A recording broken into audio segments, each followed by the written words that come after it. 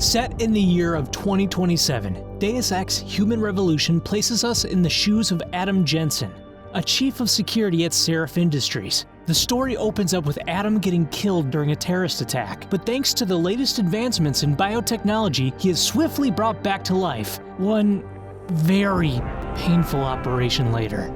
So what's left of Adam? Has he become a weapon and a danger to everyone around him, or is he still human behind those slick glasses? Well, let's find out.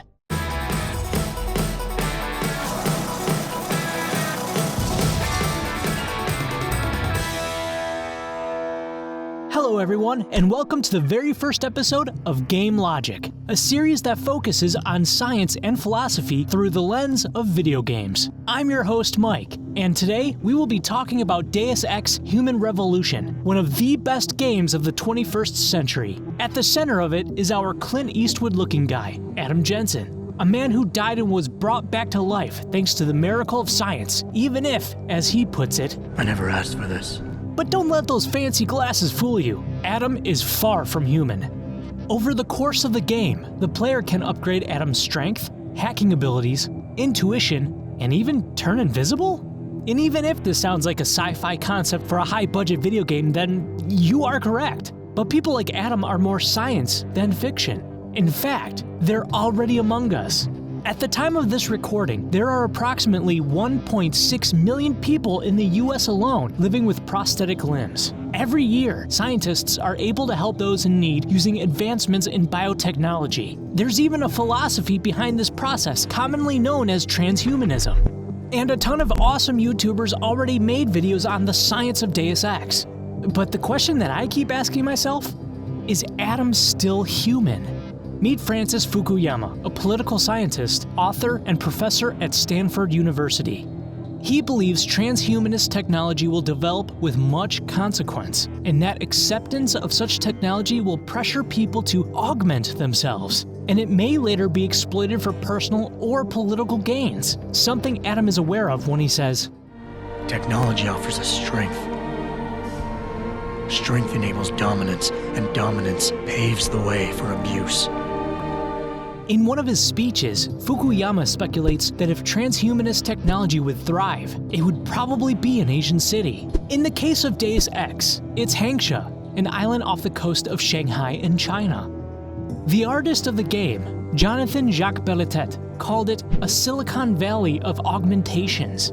The first time you visit the city, it's beautiful. It really is a cyber utopia. Cybertopia, can we copyright that?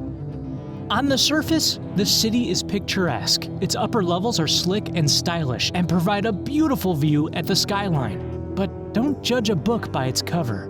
The lower levels of Hangsha are dystopic. The police are corrupt, and the dark underworld forces people into augmentation. In the city of Hangsha, rich people look down at the poor, both figuratively and literally speaking. It's not surprising that with his sweet state-of-the-art upgrades, Adam is viewed as an expensive Ferrari parked in the wrong neighborhood. But what differentiates Adam from a car are not only his insurance policy, but also his ability to make choices. Early in the game, Adam squares off with Purity First leader Zeke.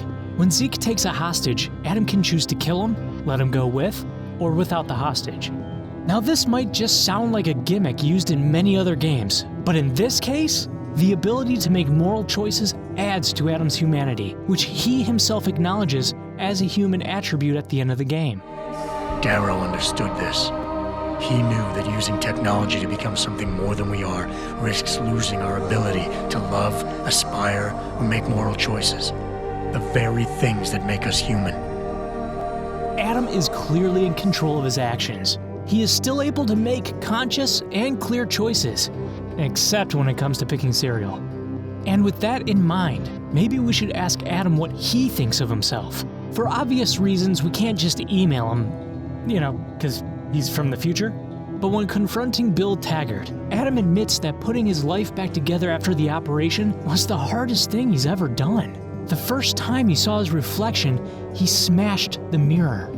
He doesn't even know if the things he feels are real, if those feelings even belong to him. Evidently, Adam has no idea what he has become. But I'm not satisfied with this answer. let's dig a little deeper. In the first edition of the Deus Ex comic miniseries, Farida Malik, Adam's trustworthy pilot, attempts to convince Adam that he is more than just a machine. When Adam says, "Mission accomplished."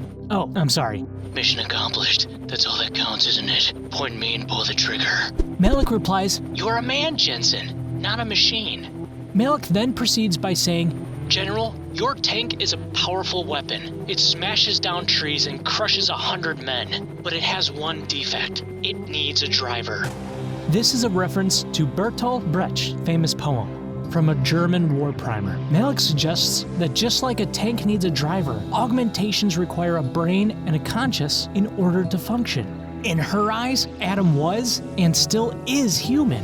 Undeniably, Adam's abilities put him above any human, but we can't deny that he preserves human qualities. So, what if he's not human or robot? What if he's neither? What if he's something entirely different? Could it be that he's the father of something new?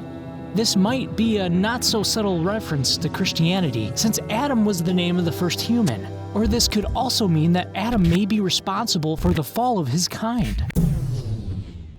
But what do you guys think? Is Adam Jensen man, machine, or something entirely different? Let me know what you think in the comments below. Thank you so much for watching the very first episode of Game Logic. If you like this episode, give it a like and subscribe for future episodes. Until next time, my name is Mike, and this is Game Logic.